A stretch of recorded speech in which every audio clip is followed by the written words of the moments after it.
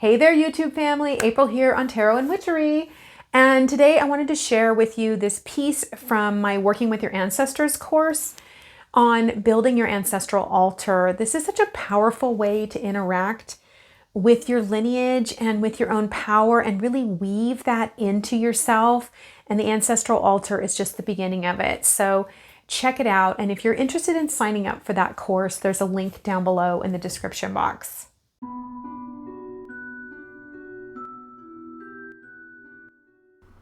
Take out your personalized card that you've created for this course and begin by speaking it with feeling. Welcome back. Yay! Today we're going to talk about making your ancestral altar.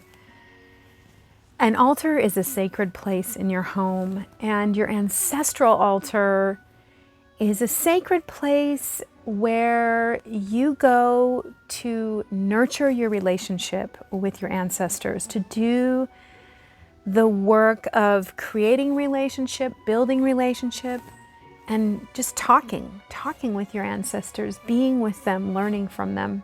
So we're going to talk about picking the place for your ancestral altar, preparing the place for your ancestral altar, as well as the different items you might like to have on there and the setup. If you don't know who your blood ancestors are, your body does. And when you create the space and the time to interact with those ancestors, they will show up and they will talk with you, they will teach you, and they will guide you. So let's jump into all the fun in creating your ancestral altar. It's important that you spend a little bit of time thinking about where you want to place your ancestral altar. It needs to be someplace that's undisturbed. So if you have children, it's one thing for them to go up and look at it, know what it is, and be able to be reverent with it. But if you have little children, you're probably going to want to put it someplace a little bit higher so that they're not taking things off your altar and playing with them.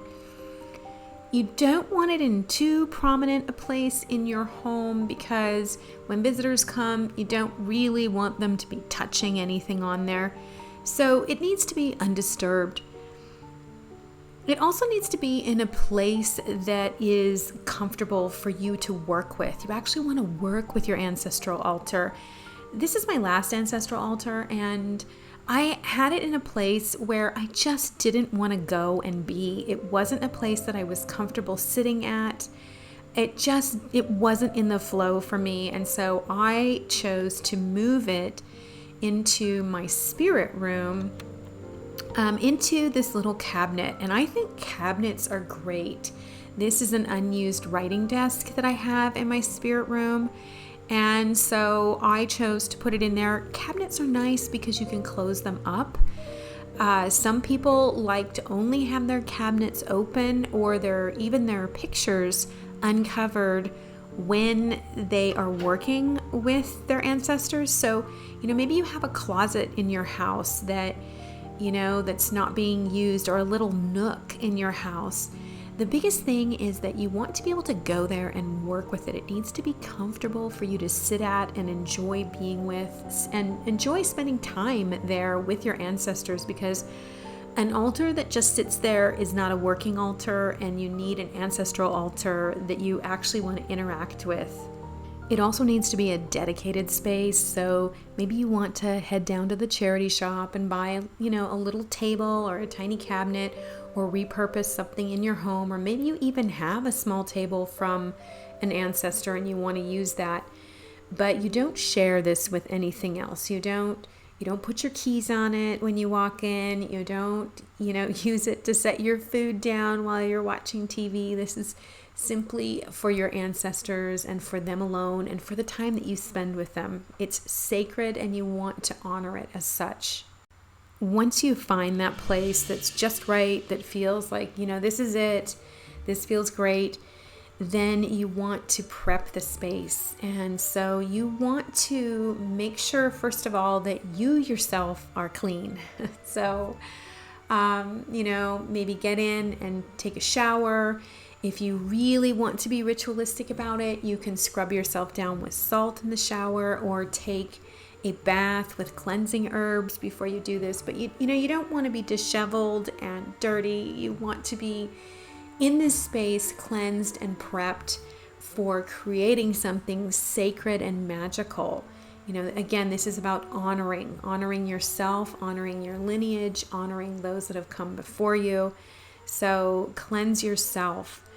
You want to cleanse the whole room that you're working in. You want to get it energetically cleansed. So you may want to do that with smoke.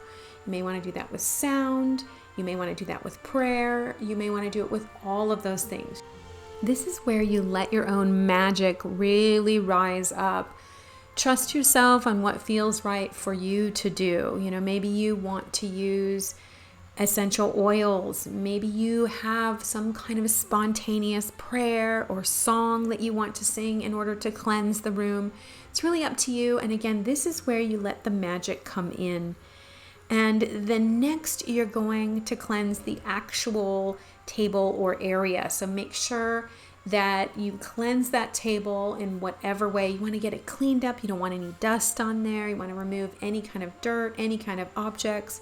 Really get it so it's sanctified. Sanctified means set apart for. You want to get it to where it's cleaned up and feeling energetically cleansed. Next, you're going to gather your items for your altar. And I just want to say this right now, that where we start is not where we end. An altar should be something that's very dynamic and grows and changes as your relationship with that altar and the space does. So don't worry about having to have everything there all at once. This is something that should be a gift, a heart offering for you. And so giving yourself some time to either draw the right things to yourself or find the right things for your altar, that's part of the joy and the journey with your ancestors. But here's some things that you may want to gather. You may want to get pictures of ancestors, cultural links, like some of you may have fabrics from your ancestral homelands that you want to use on the altar itself. You should have a place for incense, and you do want to get something that you can use as a water or a libation offering, and also something for a food offering. This can be just a simple little plate, and again, a simple cup will do. These are the ones that I'm using. I like these, and I've had these for some time. Maybe there are symbols that you want to create or put on your altar that are special to you and special to your family and your memories. Again, this is where you dive into your own way of doing and being, and let that ancestral song sort of rise up. A word on photographs that you keep on your ancestral altar. They should always be of people that are deceased. Never have photographs of the living on your ancestral altar. The only time that you have photos of living people on your ancestral altar is during very advanced magical workings.